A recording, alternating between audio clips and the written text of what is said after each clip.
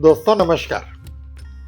हमारे जीवन की सबसे बड़ी प्रॉब्लम क्या हो सकती है? तो अच्छा जीवन साथी या अच्छा साथी मिलना।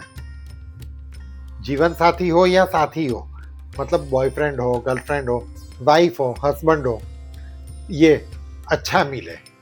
कैसा मिले? तो हमारी इच्छा के अनुसार, हमारी रुचि के अनुसार, दोनों की एक कंपेटेबिलिटी हो। कौन सी कंपेटेबिलिटी? तो पहली होती है मेंटल कंपेटेबिलिटी, की सोच मिले, एक दूसरे को समझ पाए। अगर मेरी जीवन साथी मुझे नहीं समझ पाती तो मेरे जीवन में वो परेशानियां खड़ी करेगी। अगर वो मुझे समझेगी या मैं उसको समझूंगा तो हमारी लाइफ स्मूथ रहेगी। उसी तरह से अगर एक लड़के की गर्लफ्रेंड है या एक लड़की का बॉयफ्रेंड है तो दोनों एक दूसरे को समझना चाहिए, अनुकूल रहना चाहिए, एक दूसरे की भावनाओं का सम्मान होना चाहिए। ज्योतिष शास्त्र के हिसाब से देखें तो हर कुंडली का 7वां घर हमारे जीवन साथी को प्रदर्शित करता है। अब यहाँ पे ईश्वर ने एक बहुत बड़ा जुल्म ढाया है। कोई भी कुंडली, आप कोई भी लग्न लीजिए, मान लीजिए मेष लग्न है तो मेष लग्न का 7वां घर तुला राशि है। मेष लग्न प्रैक्टिकल लग्न है, मंगल प्रधान है। तुला लग्न इमोशनल लग्न है, रोमांटिक है। मेष लग्न प्रैक्टिकल है तो दोनों का मेल नहीं खाएगा। मेष लग्न वाला बोलेगा यार जो है बात कर, खत्म कर, लंबी बात नहीं करने की। तुला लग्न वाले को चाहिए कि हाथ पकड़ के बैठे हैं, लंबी बात कर रहे हैं, प्यार कर रहे हैं, उसको उसी में खुशी मिलती है। तो दोनों की कंपेटेबिलिटी नहीं मिलेगी। तो कैसे करें?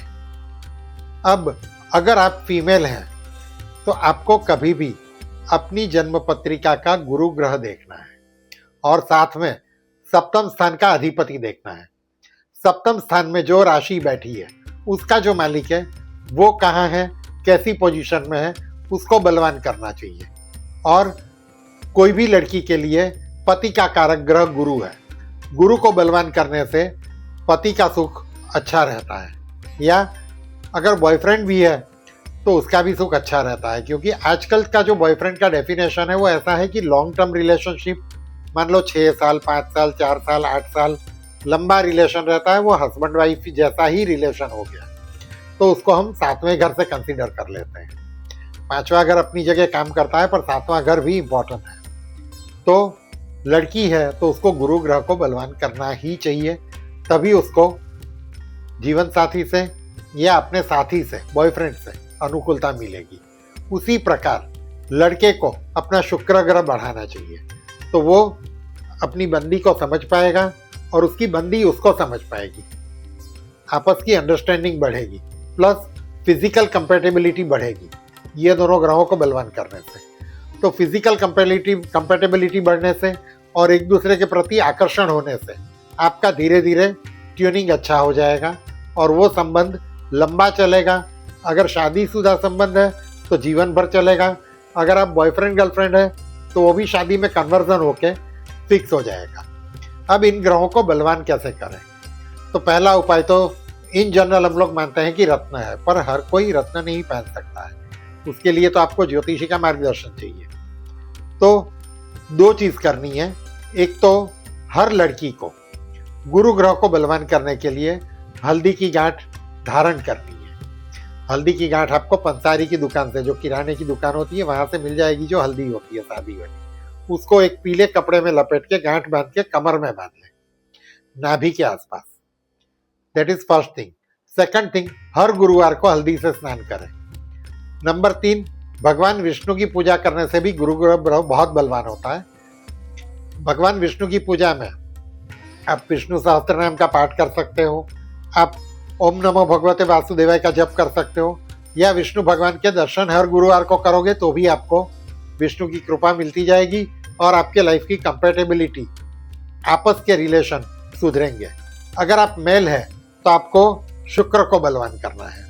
शुक्र को बलवान करने के लिए रत्न में जैसे ओपल है या फिरोजा है या हीरा, ये तीनों पहने जा सकते हैं, या फिर सफेद पुखराज। सफेद पुखराज शुक्र का रत्न माना गया है या उपरत्न माना गया है। मेन रत्न तो शुक्र का हीरा ही है, पर हीरा कम से कम 2.5-3 कैरेट का पहनना पड़े। अब अगर मैं 3 कैरेट का हीरा पहनने जाऊं तो मुझे उसकी कॉस्ट आएगी 8 से 10 लाख रुपया, जो मैं अफोर्ड नहीं कर सकता।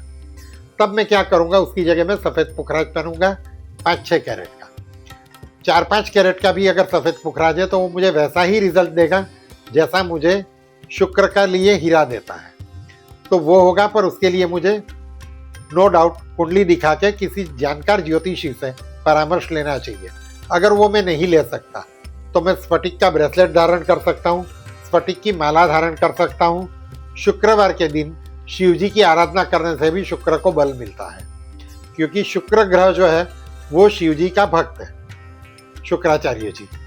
उसी प्रकार लक्ष्मी जी की रेगुलर आराधना करने से, स्त्रियों का सम्मान करने से, गरीब स्त्रियों की सहायता करने से भी मेरा शुक्र ग्रह बलवान हो सकता है। तीसरी चीज, मुझे हमेशा अप टू डेट रहना है। हर पुरुष को अच्छा ड्रेसअप करना है, अच्छे शूज पहनने हैं। ये कुछ भी आपके जूतों पे धूल लगी हुई है, चमक नहीं है, ऐसे कपड़े ना पहने, ऐसे जूते ना पहने जो शाइन खो चुके हों। तो शाइन वाले अच्छे फ्रेश कपड़े पहने, अच्छे से प्रेस किए हुए हों। थोड़ा बहुत अपनी शक्ति के अनुसार परफ्यूम, इत्तर, अच्छी सुगंध का उपयोग करने से भी शुक्र ग्रह बलवान होगा। तो धीरे धीरे शुक्र ग्रह बलवान होने से आपके रिलेशन सुधरेंगे और बेटरमेंट आएगा। और इस प्रकार से आप अपने जीवन को, मैरिड लाइफ को खुशहाल कर सकते हैं।